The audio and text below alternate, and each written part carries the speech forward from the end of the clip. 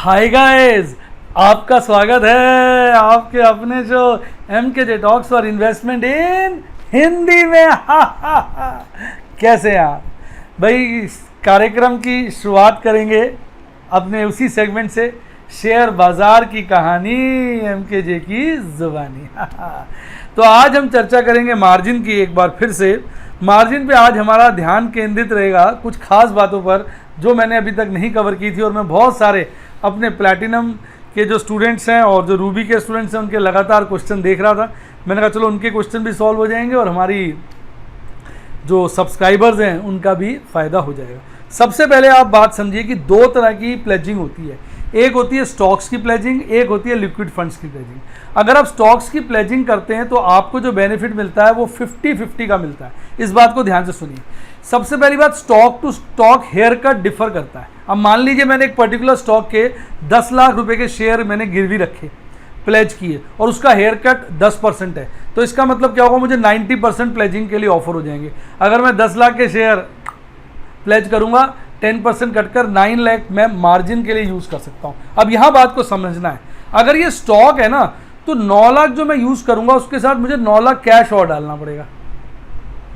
यानी मैं 18 लाख का ट्रेड कर सकता हूं, उसमें 9 लाख का मार्जिन यूज़ कर सकता हूं।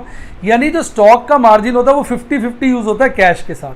यानी इसका मतलब ये हुआ कि अगर मैंने 2 लाख का मैंने ऑप्शन में ट्रेड किया जिसका मुझे 2 लाख मार्जिन जमा कराना है, और मेरे जो प्लेज स्टॉक से मेरे को मार्जिन अवेलेबिलिटी मिली है 9 लाख की, उस 9 में से पूरे 2 नहीं यूज़ कर सकता। 1 लाख उस 9 में से यूज़ करूंगा, 1 लाख मुझे कैश लाना पड़ेगा। इसको बोलते हैं 50-50। ये 50-50 की बात आपको बड़ी कंफ्यूज करती थी। मेरा ख्याल आप ये 50-50 की बात आपको क्लियर हो गई होगी। यानी जब भी स्टॉक आप प्लेज करेंगे, हेयर कट के बाद आपको अमाउंट मिल जाएगा जो आपके फंड्स में दिखाया जाएगा, नीचे कितना कोलेटरल है, वो टू दी एक्सटेंट ऑफ 50% आप यूज़ कर सकते हैं, बाकी 50 कैश डालना पड़ेगा। यहाँ थोड़ा सा फर्क आ जाता है। अगर आप लिक्विड बीज, निफ्टी बीज तो स्टॉक्स की तरह ट्रीट होते हैं, लिक्विड बीज या लिक्विड म्यूचुअल फंड प्लेज करते हैं। यानी अगर आपने 10 लाख के लिक्विड म्यूचुअल फंड प्लेज किए, उसका 10% हेयर कट है, आपको 9 लाख मिल गए, तो ये 9 लाख आप पूरा का पूरा यूज़ कर सकते हैं। यानी अब आपने कुछ ऑप्शन बेचे, उसके लिए 2 लाख मार्जिन जमा कराना है, तो 9 लाख के पास आपके पास अवेलेबिलिटी है कोलेटरल की, तो 9 लाख में से पूरे 2 लाख यूज़ कर सकते हैं। क्यों? क्योंकि ये 9 लाख आपको मिले हैं लिक्विड फंड से। और अगर यही 9 लाख आपको मिले होते किससे? शेयर से, तो फिर आप केवल 2 लाख में से 50% ये यूज़ करते, 50% आपको कैश लाना पड़ता है। अब यहां आता है 0.05% का चक्कर। वो चक्कर इस तरह से है कि मान लो आपने शेयर्स प्लेज कर दीजिए और आपको कोलेटरल मिल गया 9 लाख का, यानी कि 9 लाख आप यूज़ कर सकते हो मार्जिन के लिए, और आपने ऑप्शन बेचा जिसके लिए आपको 2 लाख रुपए का मार्जिन जमा कराना है। 1 लाख आपको यूज़ कर सकते हो अपने कोलेटरल में से, 1 लाख आपको कैश लाना पड़ेगा। मान लो आप 1 लाख कैश नहीं लाते हो, तो जितना कैश कम लाते हो तो उस केस में 0.05% पर डे के हिसाब से इंटरेस्ट चार्ज करेगा। वो इंटरेस्ट तब चार्ज करेगा जब आप अपने हिस्से का कैश नहीं लाओगे। एक्चुअली वो सौदा इस केस में नॉर्मली मैंने जो फील किया है वो स्क्वायर ऑफ नहीं करते। क्यों? क्योंकि आपका मार्जिन तो पड़ा है खासा, पर आप अपना कैश नहीं लाए हिस्से का, वो फिर जीरो अपनी तरफ से देना पड़ा। तो उस केस में जीरो आपसे जो कैश आपको लाना था आप नहीं लाते, उस पर 0.05% चार्ज होता है। तो अब आपको ये 0.05% वाला कंफ्यूजन दूर हो गया हो। यानी आप अगर पैसा यूज करते हैं फ्रॉम योर कोलेटरल, यानी सिक्योरिटीज और म्यूचुअल फंड जो आपने प्लेज किए उसके पैसे को यूज करते हैं, तो कोई आपको इंटरेस्ट चार्ज नहीं होगा। लेकिन स्टॉक्स के केस में 50% आपको वहां से यूज करना होता है, 50 आपको लाना होता है। अगर अपने हिस्से का 50% नहीं लाएंगे और आपसे ब्याज चार्ज करेगा। तो ये तो हो गई ब्याज की बात, तो आपको बिल्कुल क्लियर हो गया होगा। अब दूसरा प्रश्न का जवाब दे दूं। कई लोग पूछते हैं प्लेजिंग का क्या खर्चा है। जब भी आप प्लेज करते हैं ना तो 60 रुपए लगते हैं इररिस्पेक्टिव ऑफ यूनिट्स प्लेज। चाहे आप 10 यूनिट प्लेज करो, 10,000 करो, आपको 60 रुपए पर प्लेजिंग आपको चार्ज होगा। ये भी स्क्रीन पे आप देख सकते हैं। अब प्लेजिंग कब कर देनी चाहिए? अगर आप 4 बजे से पहले प्लेजिंग करते हैं तो अगले दिन आप उस प्लेजिंग का बेनिफिट उठा सकते हैं, यानी कि अगले दिन आपको कोलेटरल मिल जाएगा और आप उसको यूज़ कर सकते हैं मार्जिन के लिए। तो इसलिए मैं 4 बजे से पहले ही प्लेजिंग कर देता हूँ। किसी वक्त भी कर दीजिए 4 बजे से पहले। अगर कभी अनप्लेज करना हो तो फिर 2 बजे से पहले करते हैं। मैं जब तक खुद चीज़ अपनी आंखों से नहीं कर लेता मैं नहीं बताता। मैं लिखी हुई बातों पर विश्वास नहीं करता जब तक मैं तसल्ली ना कर जाएगी। तो ये था आज का एपिसोड। किस चीज़ का? शेयर बाजार की कहानी MKJ की जुबानी, जिसमें मैंने आपको मार्जिन से रिलेटेड सारी बातें पूरी तरीके से बता दी। आपका ये जो इंटरेस्ट वाला डर था, इंटरेस्ट वाला डाउट था, वो मैंने आज पूरा का पूरा आपको क्लियर कर दिया। उम्मीद करता हूँ आपको वीडियो का मज़ा आया होगा। सही में वीडियो का मज़ा आया तो लाइक करिए और नीचे आप अपना कमेंट ज़रूर दीजिए। अब थोड़ा सा मैं चर्चा कर लेता हूँ माइंडस्पेस आईपीओ की। माइंडस्पेस आईपीओ को लेके अभी मैं मन नहीं बना पाया हूँ।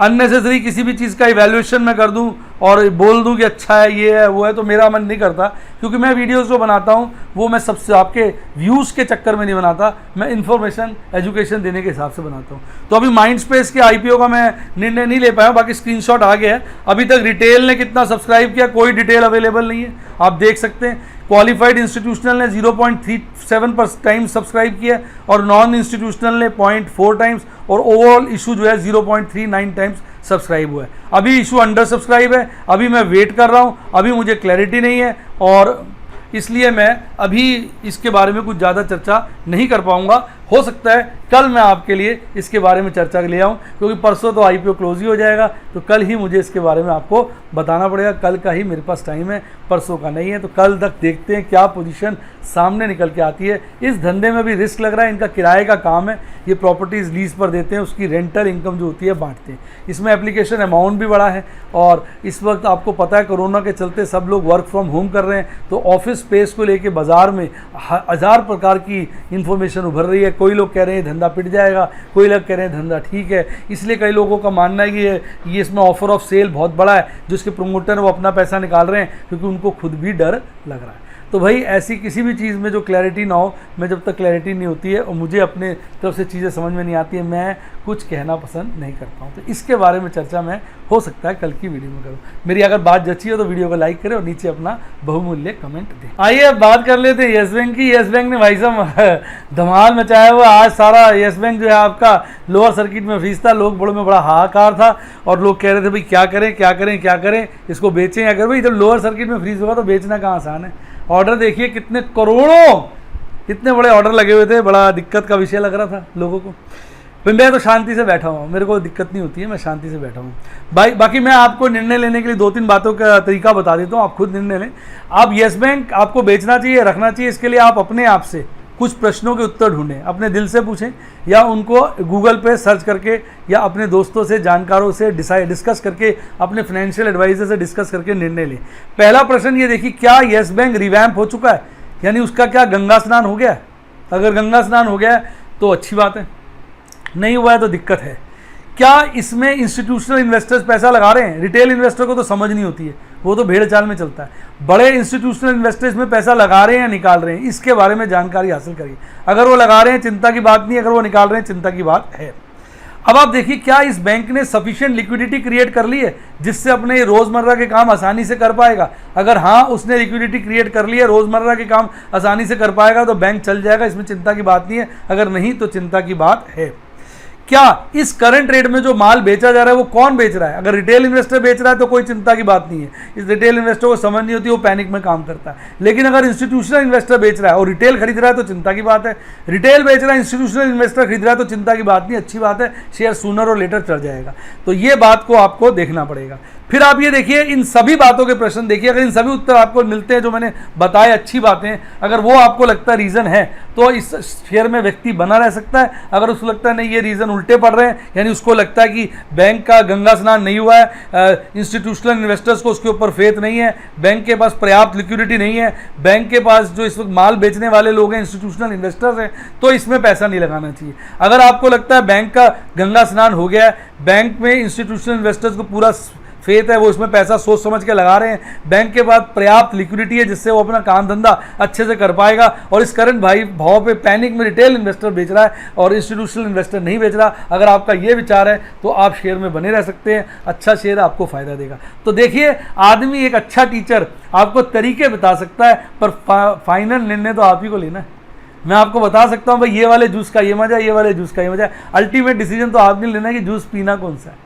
जो व्यक्ति सामने वाले से कहता है मैं कौन सा जूस पीऊँ, मैं शादी में गया, जूस लगे हुए थे, उसने पूछा क्या जूस कैसे है, मैंने कहा तो भाई ये संतरे के जूस में थोड़ी खटास होती है, ये आम का जूस है काफ़ी मीठा होता है। अब उसके बाद भी आप मेरे से पूछो मैं कौन सा पीऊँ तो क्या जवाब दूँ? तरीका बता दिया आपको, चीज़ें बता दी, अब आप खुद सोचो। तो ये निर्णय आपका अपना होना चाहिए। आइए आज मेंबर्स क्वेरी में हम डिस्कस करेंगे एक बहुत बढ़िया ट्रेडिंग ऐप को, शेयर एप्लीकेशन ऐप को मेरे बहुत सारे मेंबर्स और स्टूडेंट्स और फॉलोअर्स मुझसे कहते रहते हैं सर आप डिफरेंट ऐप्स का रिव्यू करिए। पास में भी आपने कई ऐप्स का रिव्यू किया, अच्छा किया। तो आज मैं डिस्कस करूंगा फायर्स के बारे में। कि ये बहुत ही पॉपुलर ऐप है और मेरे कई सारे मेंबर्स कह रहे थे सर हमें डीमैट अकाउंट खुलवाना है, तो कोई आप बताइए ऐसी ऐप जहां हम डीमैट अकाउंट खुलवा सकें। और कई बार क्या होता है जो हमारी एग्जिस्टिंग ऐप हम उसमें यूज़ कर रहे हैं, जब आईपीओ खुला होता है हम उसमें अप्लाई करने की कोशिश करते हैं, कोई दिक्कत आ जाती है या किसी पर्टिकुलर टाइम पे हम कोई काम करना चाहते हैं उसमें कोई दिक्कत आ जाती है तो हम रुक जाते हैं। तो क्या हमें 2 डीमैट अकाउंट खुलवा लेने चाहिए अलग अलग ऐप पे, ताकि एक फंसे तो दूसरे पे काम कर सके? बिल्कुल बेटा, मेरे अपने पर्सनली 3 डीमैट अकाउंट हैं, मैडम के पर्सनली 3 डीमैट अकाउंट है, मेरे बच्चों के नॉर्मली एक हैं, पेरेंट्स के भी एक हैं। मैंने अलग अलग जगह खुलवाए हैं। अगर किसी पर्टिकुलर जगह पे मैं काम नहीं कर पाता मैं दूसरी जगह जाके कर लेता हूँ। तो इसके चलते हुए आपकी रिक्वेस्ट पे मैं आज एक नई ऐप डिस्कस कर रहा हूँ। पास्ट में मैंने कई ऐप्स के डिस्कशन किया, तो आज बहुत बढ़िया ऐप मैं आपके सामने लेके आया हूँ। वन ऑफ दी अच्छी ऐप लगी क्योंकि इसकी ऐप का जो ऐप है बहुत ईजी टू यूज़ है। जो बिगिनर्स हैं उनके लिए तो मैं कहूँगा एक ब्लेसिंग है, बहुत ईजी टू यूज़ है। मैं आपको दिखाता हूँ। ये फायर्स देखिए स्क्रीन पर आ गया, आप देख रहे होंगे स्क्रीन पे फायर्स आ गया। मैं इसको क्लिक करूंगा तो ये जो है आपके सामने ऐप खुल गई। अब नीचे देखिए इसके 5 आइकॉन्स आ रहे हैं, 5 आइकॉन्स। पहले मैं आपको इन 5 आइकॉन्स का हल्का हल्का ब्रीफिंग दूंगा ताकि आप इसको समझ पाए। देखिए सबसे पहले है वॉच लिस्ट। वॉच लिस्ट में आप अपने मनपसंद अपनी इच्छा के अनुसार डिफरेंट वॉच लिस्ट क्रिएट कर सकते हैं जिनसे आप अपने शेयर्स के ऊपर ट्रैक रख सकते हैं। एक वॉच लिस्ट मैं क्रिएट करके दिखाऊंगा थोड़ी देर में। वॉच लिस्ट के साथ नीचे नीचे देखिए डबल टिक आ रहा है, डबल टिक पे जाइए। यहां आपकी ऑर्डर्स की डिटेल आ जाती है, ये ऑर्डर्स मेन्यू है। ऑर्डर्स की डिटेल 3 हेड्स के अंदर आती है, पेंडिंग, एग्जीक्यूटेड, अदर्स। जो पेंडिंग है आपने डॉलर डाले हुए हैं उनकी डिटेल आ जाएगी, एग्जीक्यूटेड में जो उनमें से एग्जीक्यूट हो गए उनकी डिटेल आ जाएगी, बाकी बचे कुछ है अदर्स में आ जाएगी। इसके साथ देखिए एक ब्रीफ केस बना हुआ है, देख रहे हैं आप? ब्रीफ केस पे क्लिक करिए। तो ये है आपका पोर्टफोलियो का मेन्यू या सेगमेंट। इसमें आप अपनी पोजीशंस और होल्डिंग दोनों देख सकते हैं। पोजीशन में आपके वो सौदे आ जाएंगे जो ओपन है, जो भी क्लोज नहीं हुए, जिनमें आपने पोजीशंस क्रिएट की हुई हैं। और होल्डिंग एक प्रकार से आपके डीमैट अकाउंट का बैलेंस बता देगा, यानी कौन कौन से शेयर्स आपने खरीदे हुए हैं उन सभी की डिटेल होल्डिंग वाले पार्ट में आ जाएगी। टॉप पे देखिए पेंडिंग और होल्डिंग आ रहा है। नीचे से आप मेन्यू सिलेक्ट करते हैं, उस मेन्यू का सब मेन्यू टॉप पे आता है, टॉप पे जरूर दिखिए जाएगा। उसके साथ आप 4 देख रहे होंगे बॉक्स, छोटे छोटे बने हुए स्क्वायर्स, उनको मिला के एक बड़ा स्क्वायर बना हुआ है। उस पर आप क्लिक करेंगे तो वहां नीचे लिखा है ऐप्स, और इसके अंदर एक बहुत अच्छी आपके लिए यूटिलिटीज है जिसका आप इस्तेमाल कर सकते हैं। पहला है सपोर्ट, आपको कोई हेल्प चाहिए, सपोर्ट चाहिए प्लेटफॉर्म से, तो आप इसमें जा सकते हैं। दूसरा है नोटिस बोर्ड, यहां पर डिफरेंट पॉलिसीज, प्रोसीजर्स, नए नए ऑफर्स, कंपनी जो भी चीज़ों का आपको फायर्स वाले नोटिफिकेशन देना चाहते हैं वो सारे नोटिफिकेशन आप यहां जाके एक्सेस कर सकते हैं। उसके नीचे आ रहा आपका अकाउंट, यहां आपके अकाउंट से रिलेटेड डिटेल्स है। आप यहां जाकर अपनी डिटेल्स देख सकते हैं, अपनी रिपोर्ट्स निकाल सकते हैं, अपने लेजर्स देख सकते हैं, और आपकी जो भी ज़रूरत की चीज़ें हैं वो सारी की सारी आपको यहां मिल जाएंगी। इसके नीचे देखिए साहब, इसके नीचे है ट्रेडिंग व्यू विजेट। यहां आपको कई सारी छोटी छोटी यूटिलिटीज मिल सकती है। ये एक्सप्लोर करने वाला सेक्शन है, आप इसके अंदर जाइए, उसको एक्सप्लोर करिए तो आपको कई सारी बातें यहां पर मिलेंगी। अब इसके नीचे देखिए एक नीचे एक पर्सन सा बना, वो आदमी सा बनाया, आदमी का कार्टून या आउटलाइन बनाया हुआ देखिए आप। तो उस पर आप क्लिक करेंगे तो यहां आएगा आपके 3, ऊपर देखिए 3 सब मेन्यूज आ रहे हैं, एक तो फंड्स, एक सेटिंग्स, एक प्रोफाइल। प्रोफाइल में तो आप अपना प्रोफाइल देख सकते हैं, वहां मैं जाऊंगा नहीं अभी क्योंकि वहां पे सारी मेरी डिटेल्स होंगी, तो वहां हम नहीं अभी जाएंगे। बाकी प्रोफाइल में जाकर आप अपना सारा प्रोफाइल अपने बारे में देख सकते हैं, आपका ईमेल आईडी, आपका जो भी आपसे प्रोफाइल आप समझते हैं, आपने देखा ही होगा जगह का, वो सारा आपका प्रोफाइल यहाँ मिल जाएगा। और उसके साथ बीच में देखिए सेटिंग्स है, और उससे पहले फंड्स है। तो पहले बात करते हैं फंड्स की। तो फंड्स में 2 ऑप्शन ही होते हैं साहब, एक तो ऐड का, एक विड्रॉ का। आप पैसे ऐड करना चाहिए, ऐड पे दबा दीजिए, आप पैसे निकालना चाहें, निकालने पे दबा दीजिए। उस तरीके से आप मजे से पैसे ऐड और विड्रॉ दोनों कर सकते हैं। अब बात करते हैं देखिए इसके साथ वाले सेटिंग की। आप सेटिंग पे जाइए, आप सेटिंग पे जाएंगे तो सेटिंग के अंदर आप देखेंगे आपको 3 तरह के ऑप्शन नजर आ रहे हैं। एक प्रोडक्ट, मतलब आप यहाँ पे डिफॉल्ट सेटिंग कर सकते हैं। जैसे आप इंट्राडे में ज़्यादा काम करते हैं तो आप डिफॉल्ट में इंट्राडे डाल दीजिए। तो जब भी आप ऑर्डर डालने जाएंगे तो वो डिफॉल्ट जो भी यहाँ आप सिलेक्ट करेंगे वो उस ऑर्डर में ऑटोमेटिकली डिस्प्ले करेंगे, यानी आपका टाइम बच जाएगा। जैसे मैं कैश एंड कैरी पसंद करता हूँ तो मैं कैश एंड CNC को दबा देता हूँ प्रोडक्ट के अंदर। फिर ऑर्डर टाइप में मैं पसंद सदा लिमिट ऑर्डर करता हूँ, मार्केट ऑर्डर नहीं डालता। तो लिमिट ऑर्डर ऑलरेडी सिलेक्टेड है, नहीं सिलेक्ट हो तो आप उसको प्रेस करके सिलेक्ट कर लीजिए। उसके बाद वैलिडिटी, मैं नॉर्मली 1 डे वैलिडिटी का ऑर्डर डालता हूँ। तो एक तो वैलिडिटी है और दूसरा IOC है, इमीडिएट और कैंसिल वाला जो ऑप्शन है। तो मैंने डे वाला सिलेक्ट किया हुआ है। और लॉगिन जब आप करते हैं तो आप पैटर्न भी दे सकते हैं, XYZ लिखते हैं ना ऐसे से, या फिर आप नंबर दे दीजिए। तो मैंने पिन वाला पैटर्न सिलेक्ट किया हो, तो लॉगिन करता हूँ मैं, अपना पिन दे देता हूँ तो ऐप में लॉगिन कर जाता हूँ। तो ऐप में लॉगिन करने पे भी वेस्टेज ऑफ टाइम नहीं होता, ये इसका एक एडवांटेज है। तो ये तो हो गया सेटिंग का, और साथ में प्रोफाइल है। प्रोफाइल में मैं जा नहीं था क्योंकि वहाँ पे सारी आपकी पर्सनल डिटेल्स आ जाती हैं आपकी प्रोफाइल की। तो ये था आपके, आप कहना चाहिए फायर्स के 5 मेन्यू का डिस्क्रिप्शन। आइए अब आपको मैं एक बारी वॉच लिस्ट में ले जाता हूँ। सबसे पहले ऑप्शन में ऊपर देखिए वहाँ लिखा हो old watch list, my new watch list, 2 नाम दिए हुए हैं और एक प्लस का साइन है सर्कल के अंदर। उसके द्वारा हम एक नई वॉच लिस्ट क्रिएट कर सकते हैं। देखिए मैंने वॉच लिस्ट क्रिएट कर दी। मैं ऑप्शन की वॉच लिस्ट क्रिएट कर रहा हूँ, तो मैं यहाँ देखिए इसको नाम दे रहा हूँ ऑप्शन। देखिए आपका ऑप्शन नाम आ गया, वो कह रहा है ऑलरेडी एग्जिस्ट करती है, तो मैं कोई और नाम दे देता हूँ, FNO दे देता हूँ नाम, क्या दिक्कत, नाम तो कुछ भी दे सकते हैं। मैंने FNO नाम दे दिया, ठीक है। अब ये मैंने ऐड पे दबाया, ये FNO की एक नई लिस्ट बन गई। देखिए ऑप्शन बना पड़ा है ना, ऊपर मैंने ऑप्शन पहले बनाया था तो इसलिए मैंने इसका नाम FNO कर दिया। अब देखिए FNO हो गया, ऊपर देखिए ऑप्शन हो गया, IT स्टॉक्स हो गया, न्यू वॉच लिस्ट हो गई, ओल्ड वॉच, इतनी सारी इसमें वॉच लिस्ट बनी हुई है। तो मैं FNO में जा रहा हूँ और मैं कुछ ऑप्शन के यहाँ पर आइटम सेलेक्ट कर लेता हूँ। जैसे मुझे आजकल इंडसइंड बैंक बड़ा अच्छा लगता है, तो मैंने यहाँ लिखा है इंडसइंड बैंक, आ गया लिखा हुआ देखिए नीचे। उसके बाद मैं प्राइस डाल देता हूँ 500 का, तो 500 के कॉल्स और ऑप्शन नीचे आ जाएंगे। देखिए आगे ध्यान से देखिए, फ्यूचर भी आ गए और ऑप्शन भी आ गए, देख रहे हैं आप 500 के, देख रहे हैं। और मैं ऐसा करता हूँ, कोई और रेट ले लेता हूँ क्योंकि 500 का मैंने पहले सिलेक्ट किया हो इसलिए वहाँ नहीं दिखा रहा। 550 ले लेता हूँ। देखो 550 के जुलाई अगस्त के ऑप्शन आ गए, कॉल ऑप्शन भी और पुट ऑप्शन भी। 500 के इसलिए नहीं आया, तो जो ऑप्शन वाली लिस्ट है उसमें 500 के ऑलरेडी लिए हुए हैं, तो ये डुप्लीकेसी अलाउड नहीं करता, अच्छी बात है। ये देखो मैंने चारों सेलेक्ट कर लिए, तो मेरी इस वॉच लिस्ट में चारों चले गए। मैं बाहर जा रहा हूँ, देखिए अब FNO के अंदर चारों आ गए। 500 वाले नहीं दिखा रहा था ना, क्योंकि देखिए ऑप्शन के अंदर होंगे वो, देखिए सारे 500 वाले यहाँ पर है, देख रहे हैं आप, जुलाई के भी और अगस्त के भी, 500 के और 540 के, इसलिए वो नहीं दिखा रहा था। अब FNO में इधर चले जाते हैं, तो यहाँ पे मेरे 550 के आ गए। कैसा लगा? तो अब जैसे मुझे ऑर्डर डालना है सपोज, ठीक है ना, अब मुझे ऑर्डर डालना है तो मैं क्या करूंगा, 550 की पुट का ऑर्डर डाल देता हूं, जुलाई का। मैंने उसे क्लिक कर दिया, ऑर्डर के अंदर चला गया। कितना इजी है, बाय करनी है, सेल करनी है, और साथ में एक चार्ट भी आ रहा है। आइए थोड़ी सी चर्चा हम चार्ट की कर लेते हैं। चार्ट पे मैंने प्रेस किया तो देखिए आपके इसके चार्ट आ जाएंगे।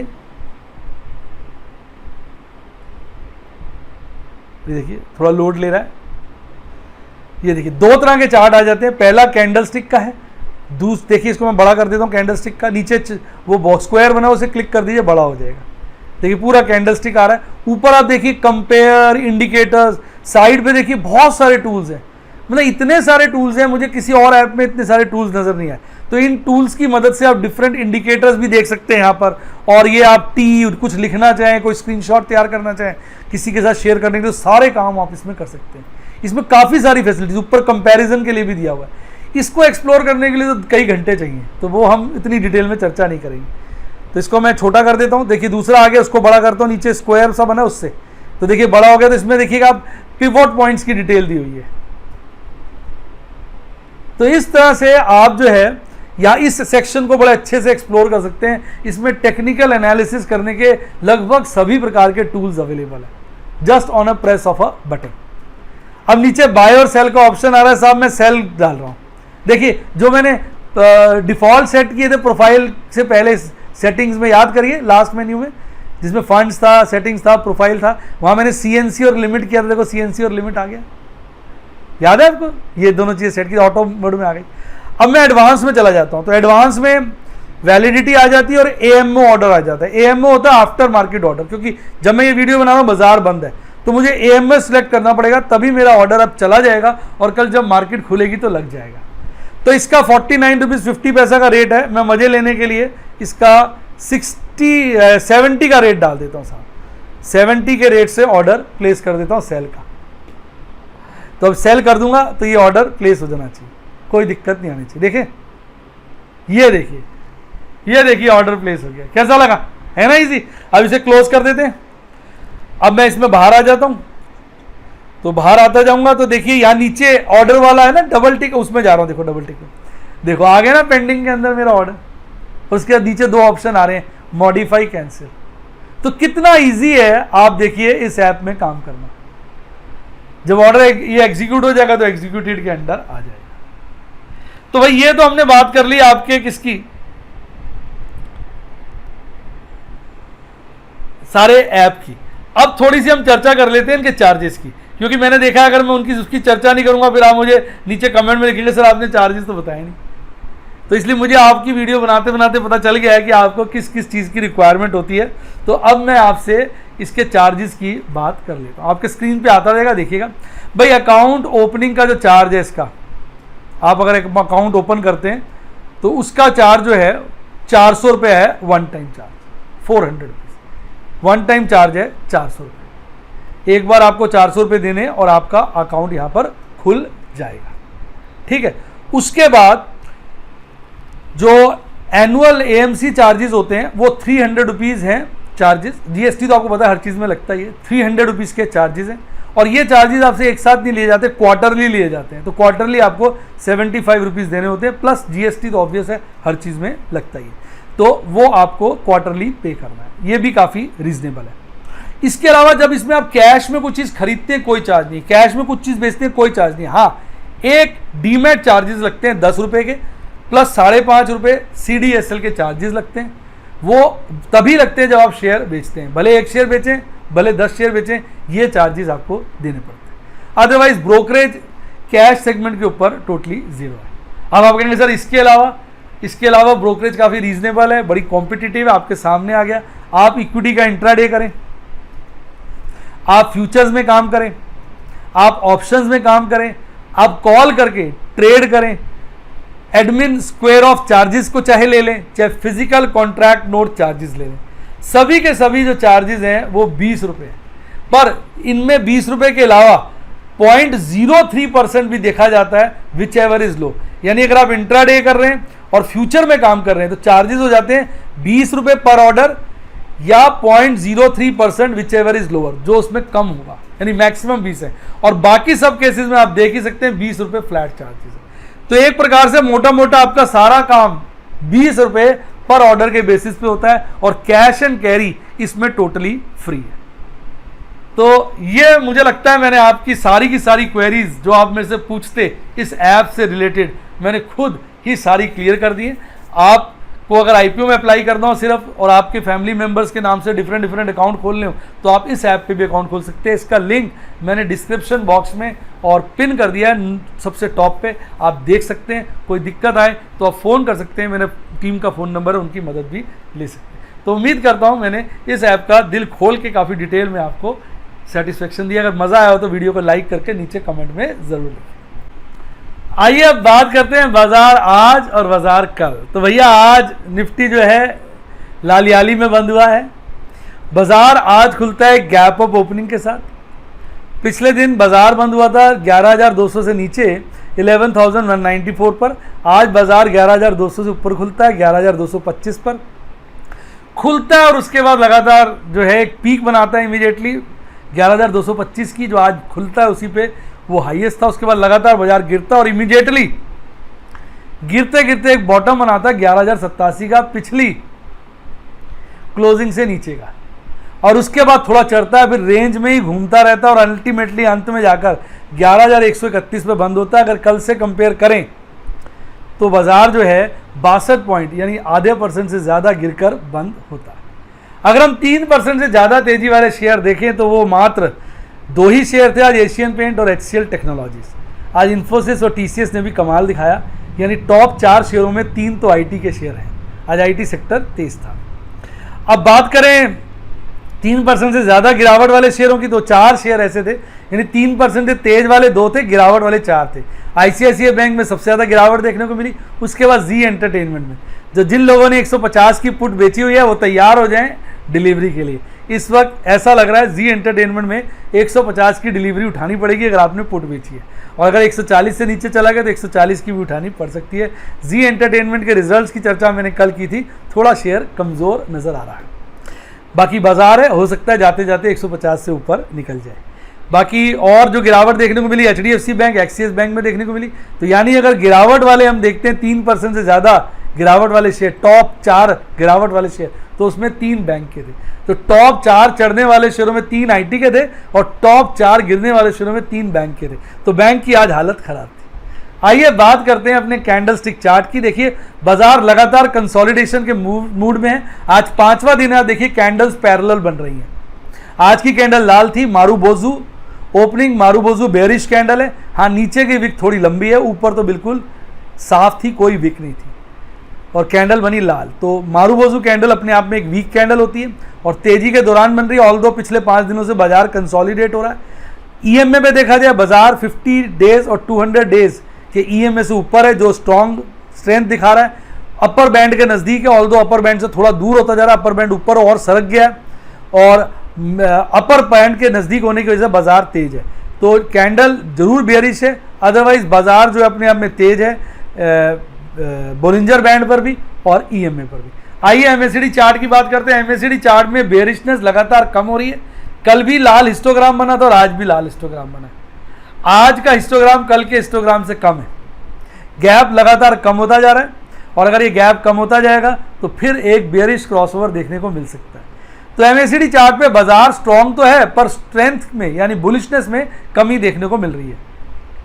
यही सिचुएशन कुछ RSI में। RSI पीछे आपको पता होगा 73 तक चला गया था, 70 से ऊपर ओवरबॉट जोन मानी जाती है और उसके बाद लगातार गिर रहा है। आज 68 से भी नीचे 68 से नीचे आ चुका है, पर अभी भी RSI को देख के हम यही कहेंगे कि बाजार मजबूत है, मजबूत है, मजबूत है। तो ये सिल्क पोजीशन चल रही है हमारे कैंडल स्टिक चार्ट पे। यानी कैंडल स्टिक चार्ट पे अगर हम टेक्निकल एनालिसिस की बात करें, पीछे दौरान बाजार ने बहुत तेजी दिखाई, जिसके चलते वो अपर लेवल पे चला गया। वहाँ पे अब कंसोलिडेट कर रहा है। कंसोलिडेट के बाद 2 ही रास्ते उसके लिए खुले, या तो ऊपर जाएगा या नीचे जाएगा।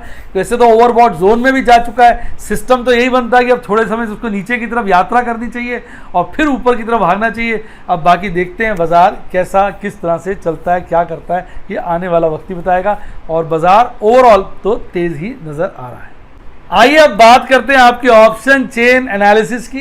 भाई ऑप्शन चेन एनालिसिस में चर्चा करें, कोई खास परिवर्तन नहीं है।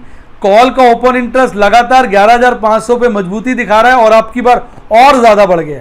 इवन 11,200 पे बढ़ गया, 11,000 और बाकी लेवलों पे घटा है। तो यानी 11,200 और 11,500 के लेवल पर कॉल का ओपन इंटरेस्ट बढ़ता जा रहा है। ये संकेत साफ दे रहा है कि बाजार को 11,200 काटने में तकलीफ होगी और 11,500 काटने में तो उसको काफ़ी जोर लगाना पड़ेगा।